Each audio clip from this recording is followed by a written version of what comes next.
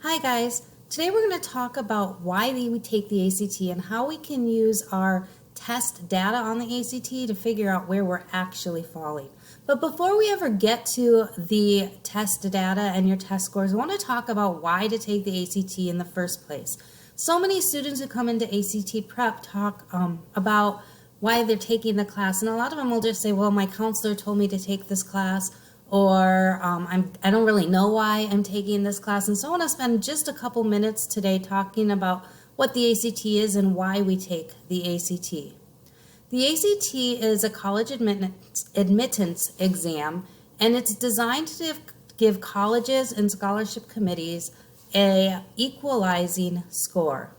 We know that GPA and class rank are important when we look at our high school records, but we also know that we can't compare the GPA and class rank of a student from South Sioux City to the class rank and a GPA from another high school, because those are very subjective pieces of evidence, meaning that those depend highly on what classes the student took and how the teacher, an individual person, assessed them in those classes. So if a student is taking advanced placement English and another student is taking regular English, but they both get an A in that English course, they have the same GPA, they may have the same class rank, but one student definitely has higher academic skills because they've taken a higher academic load.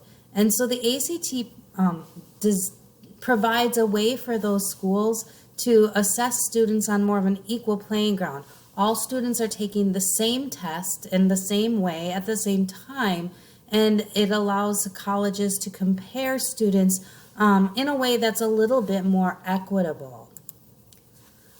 Another reason that you might want to have an ACT score is not only to get into college, but when we take a look at those scholarships.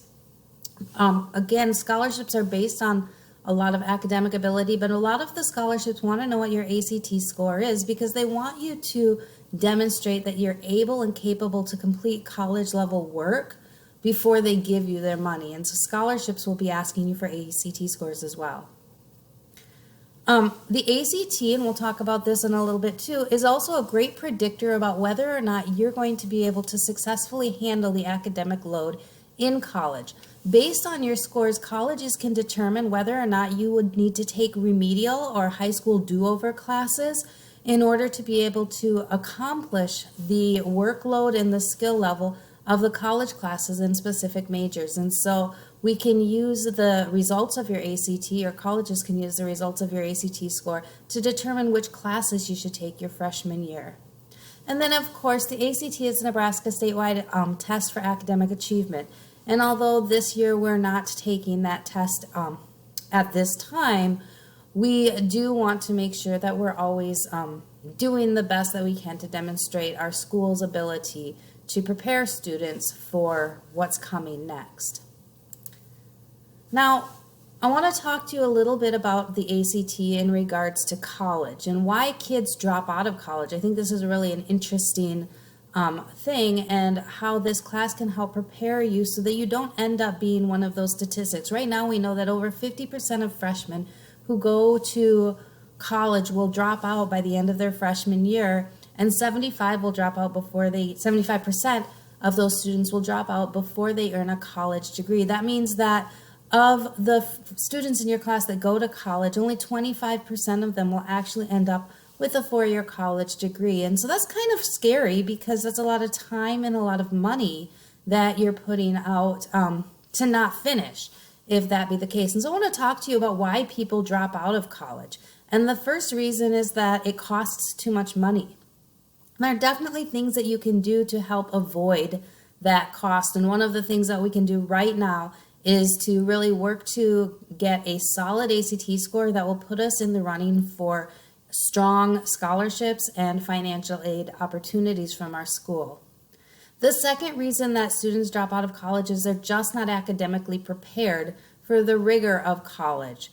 And so, like I said just a minute ago, your ACT score can help you figure out which areas academically you're ready for college level work and which are the ones that you need to keep pushing and tweaking and maybe taking some additional classes so that you can be ready for that college level work that you'll see. So what we want to encourage you to do is not shy away from the classes that you're weaker in, but rather embrace those classes and take more classes in areas that you're weaker in so that you can develop and hone in on those skills. The other thing that you can use ACT Prep to do in preparation for your college classes is to practice study skills. This is an area that many of our students are weak in. And so hopefully as we're working through this class, you're learning some different strategies and skills that will help you study and help you prepare, and that those skills will then transfer into your college level classes. A third reason that students drop out of college is because they pick the wrong college. And so I want to encourage you during this time that you have to research some of your schools. There's some great resources on Nebraska Career Connection that I would love to touch a base with you and connect you with. And I would encourage you right now as juniors to start researching and looking at all schools. So many times our students don't think about college until about spring of their senior year. And at that point, they don't have enough time to really research and think about which colleges are a right fit. And they just sort of follow the herd and go to whatever school a lot of their friends are going to or whatever else. And they don't choose a school that's right for them. In doing this, what happens to a lot of students is they end up going to a college that doesn't even offer the degree that they're wanting to study. And if that's the case, they're not going to be very long for that school. Some students end up going to a 4-year college when they really only needed a 2-year college to get the degree that they were looking for. So make sure that you understand what school is right for you and research that ahead of time. Get some information, go on college visits, and pick a school that works for you. Make sure that they offer the major that you want to study and understand what kind of schooling you need to get the job that you want to have.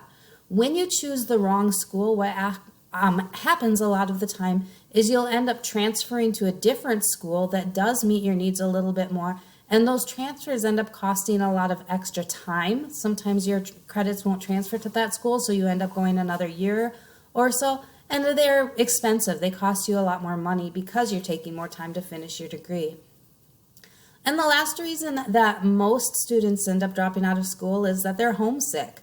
They haven't researched and looked at the social opportunities or the extracurricular activities that are available on the campus. And it's so important when you move to a college campus that you get involved in different activities. And so you want to make sure that there's activities that pique your interest, things that you want to be involved in, and you want to get plugged into those things right away. So before you choose a college and go to a college, make sure that you understand what's available at that college for you to do when you're not in school. Then the other part of that is think about how often you want to go home. Some people have younger brothers or sisters or parents that they want to care for. That's important for them to be home often and regular. So you want to think about, if I live 30 minutes away, I can go home every day or every other day. If I live 5 hours away, I might only be able to go home a couple weekends a month or something like that.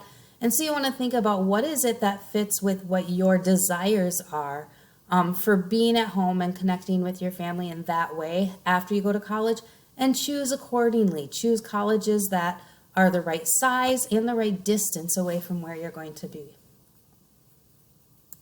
Okay, now I want to talk to you about the comparative data for the ACT. And this is where you're going to want to grab your colored goal setting sheets if you're taking ACT Prep right now. The information on this graph is the information that you're going to want to add to your goal setting sheets.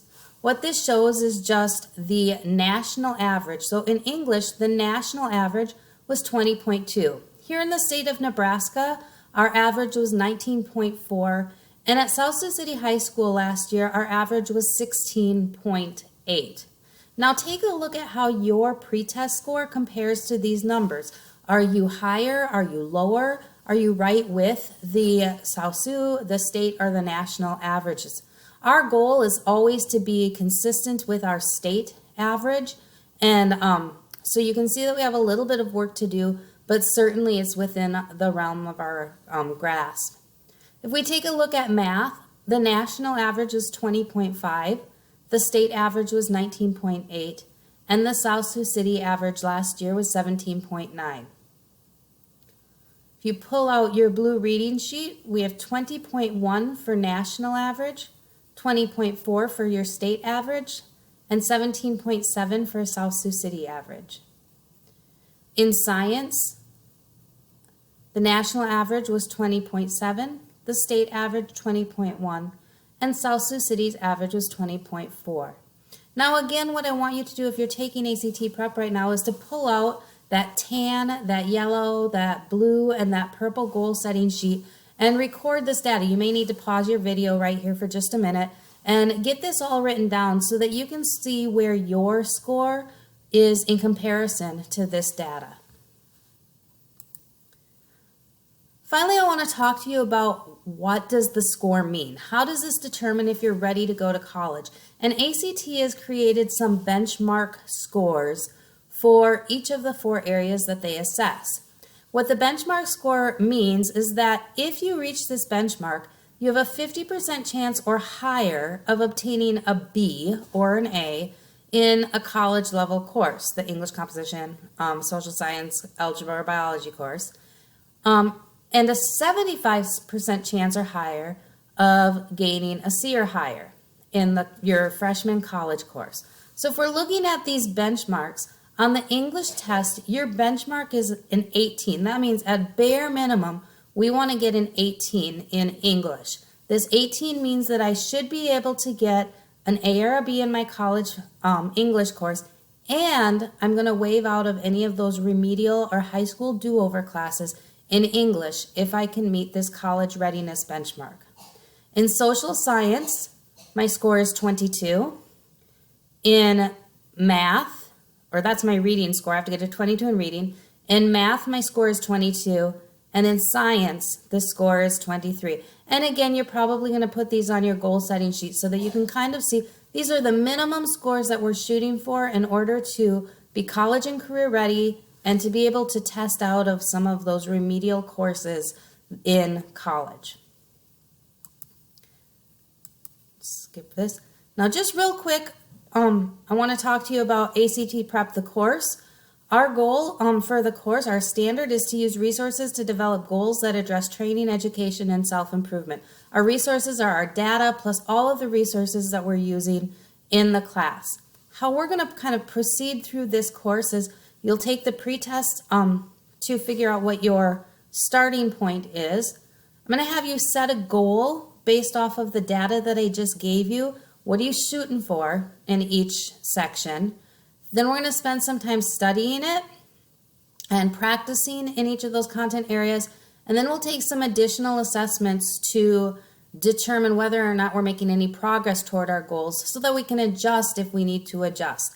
Again, it's about reflecting on your personal progress and figuring out if you need to continue doing what you're doing to move forward or if you need to change your game plan just a little bit in order to accomplish those goals that you're setting out for in your ACT. I just have to say before I let you go today that this class is designed to introduce you to the resources available to your ACT or for your ACT prep, give you the opportunity to use those resources in the context of your school day, equip you with the knowledge to use those resources outside of class so you don't need direct instruction to know how to study, and then to provide you with support and to answer any questions that you might have on your ACT. However, I cannot improve your ACT score by myself. Your scores can only improve if you commit to learning the content and the skills that are assessed at the ACT. I'll help you with strategies, I'll help you with pacing, I'll help you to understand what the ACT looks like itself, but the real work comes down to you and your commitment to practicing and familiarizing yourself with the ACT.